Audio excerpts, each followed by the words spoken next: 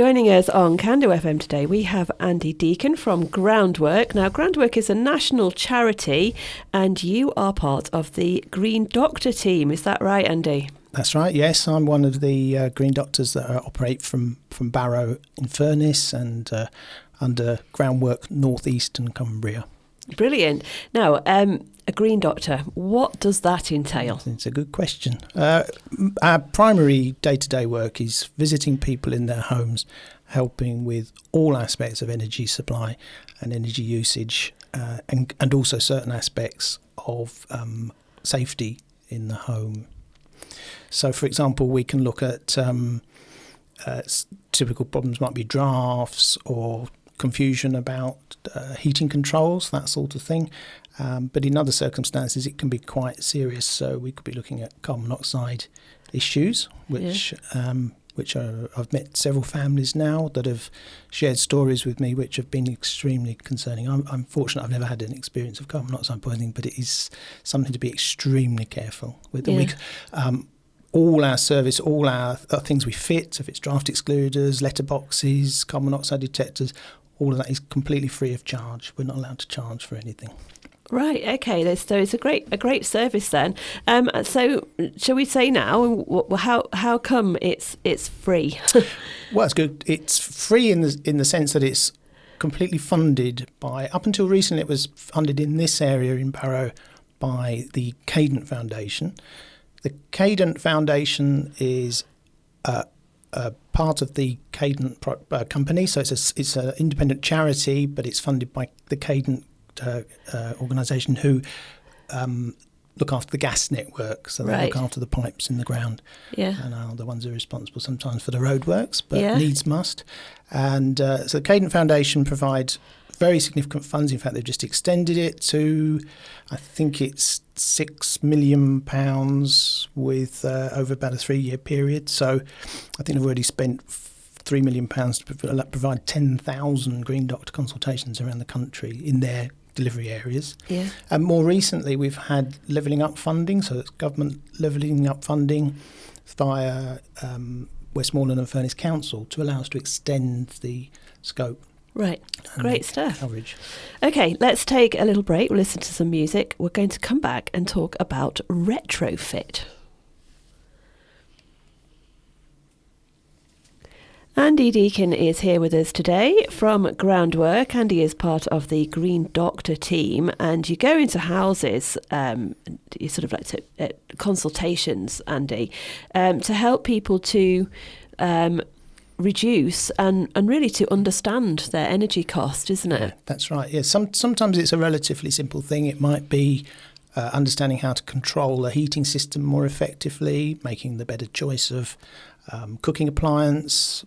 There's lots of myths about certain light bulbs and things. We can not only help with advice, but we can also usually supply the thing as well, things like light bulbs. But they're all relatively small scale, and they will reduce bills to some extent, but of course it's the law of diminishing returns, isn't it? We've all been cutting back. I don't think I've met a family that's not been reducing their energy consumption, and it reaches a limit without some more substantial changes. Yeah, so that's where retrofit comes in. Yeah, so retrofit is a very big topic, but initially the sort of advice we would be giving to people usually relates around insulation, particularly. So avoiding that loss of that expensive energy from the property. So that might be loft insulation, wall insulation, floor insulation, and we can give advice on how to apply for that through various schemes. So that allows us to help the household not only be aware, but even to apply if they need any help with that. Mm-hmm. So that's a sort of fairly standard thing. From almost any home would benefit from some additional insulation.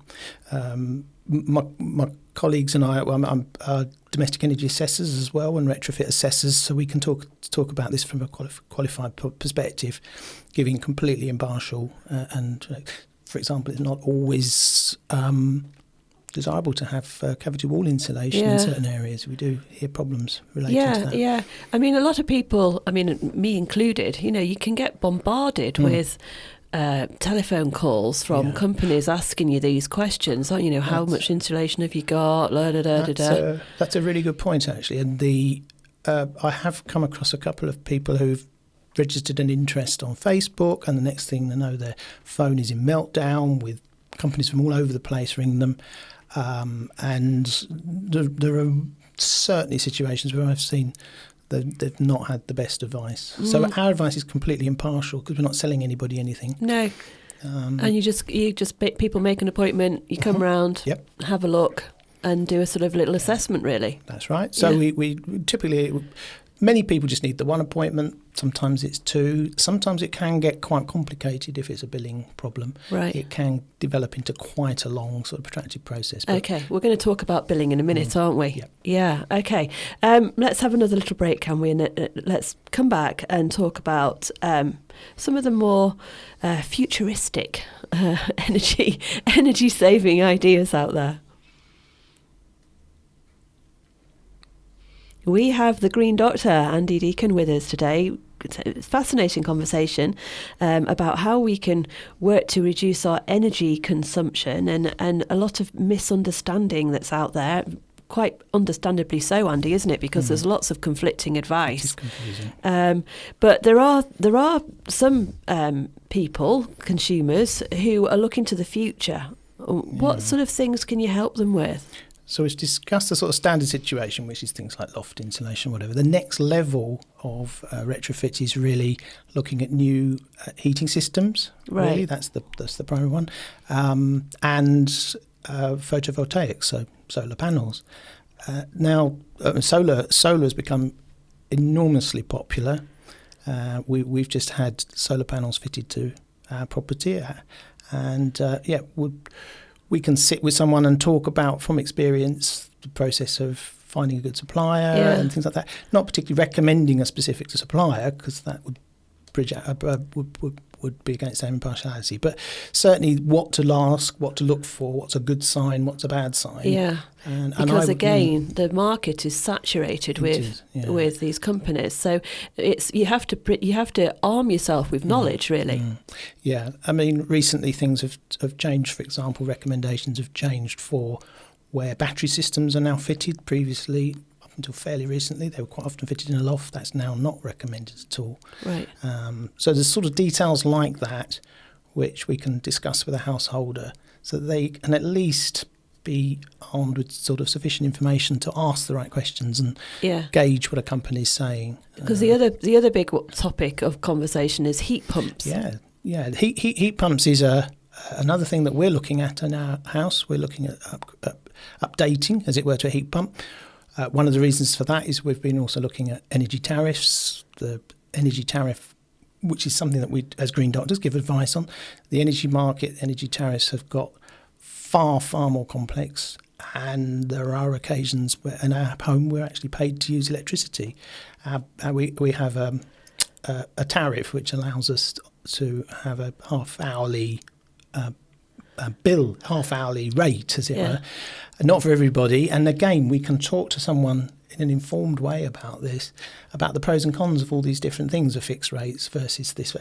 It depends on the person's circumstances. Do they have are they thinking of getting an electric vehicle, for example? We found it quite difficult with the heat pump to actually get a company to even visit. It was quite a struggle. There's lots of very good companies out there, but we're quite isolated. We're a bit off the beaten track here.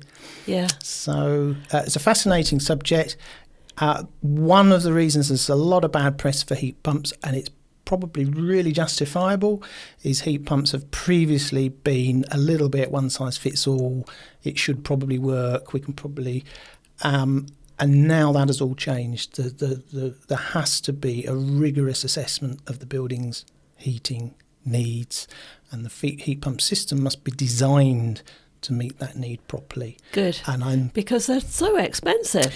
They are. There is at the moment a £7,500 grant towards the cost, but it will initially be more expensive than a gas boiler. There's no doubt about that. Yeah. But there are various people who've taken this to the next level, and they actually deliver their real-time heating and energy use online, believe it or not. It's a system whereby you can sort of pop your heating information online, and you can actually look around the country at properties and see how much it's costing them. Now, it's a fascinating thing. It's very geeky, and I think for the average household, they're going to really just be worried about the costs, aren't they? Let's be fair. But it's, realistically, it is one way of reducing your carbon emissions. Right. Because of the efficiency of the heat pump, the flexibility, the timing, so it can be using green energy, and the overall efficiency is now approaching certainly 400%. is certainly quite typical. Gosh. So you get 4 times, the energy. So you'll be getting 3 or 4 times the energy that you put in as a maximum. Right, I see. Gosh, I mean, it's just a huge topic, isn't it? Now, you did refer there to the minefield, which is energy tariffs. So let's have a little break, listen to some music, and then we'll come back and talk about problems with billing.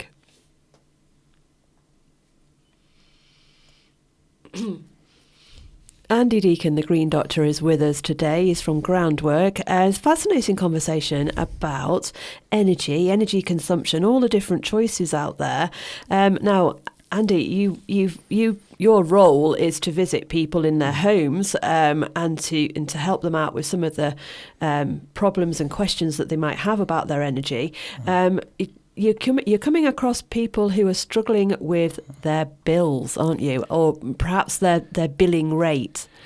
Yeah, I think the almost every household is over the past couple of years or so has been faced by such a steep rise in bills, and I think people have focused more on the reduction of the bill. And I think there's been a bit of a culture of assuming the bill must be right, even though it's large. We do encounter that. Yeah. Now, well, we're told, aren't we, that your bills are going to be large. Yeah. So I suppose if you get a large bill, it's nothing. You wouldn't question it in a way, because you just like, oh God, I'm just a victim of these energy hikes. So the worrying thing for us as a team, we have visited households now where those enormous bills are actually incorrect. And a couple of very recent ones, we've had a household in Kendal where the lady was really struggling to meet a payment plan with the company, and she was mid-70s, stretched for finance as it was, and approached us because she really deep down felt this cannot be right. Yeah. And she was actually completely correct. It wasn't right at all. What had happened was that when the meter had been swapped, the old meter reading hadn't been correctly recorded at the energy company. And I was shocked to find that the difference was £2,800. Wow. So she had been doing a level best to meet a £2,800 hike in her bill, which was completely non-existent. Right. So you can just imagine the stress that would cause someone. That's huge amounts of stress and a huge amount of anxiety. We thought that was an isolated case, but it isn't. Right. So, I mean, there must be lots of people listening now who might think that they've got something wrong. You're turning everything off, you're trying to conserve your energy, and yet month after month these big bills are coming through, and you might be thinking to yourself, what else, and I've known people who are just sat in one room, choosing not to put the oven on, etc., and yet still facing huge bills. There might be something wrong there, which would be an opportunity for you to contact the Green Doctor just to have a look at what's going on. Yeah, I think if there's any doubt whatsoever and something doesn't feel right, or you're not getting quite the right answers from the energy company, give us a ring or contact us via the website, and we'll come and see you and Brilliant. see how we can help. Okay, can you give us some contact details, Andy? Yeah. So any household can make their what we would call a referral. So that's basically expressing an interest, or any supporting agency can refer someone on their behalf with their permission. And the website is greendoctor.info. That's spelt DOCTOR. So greendoctor.info.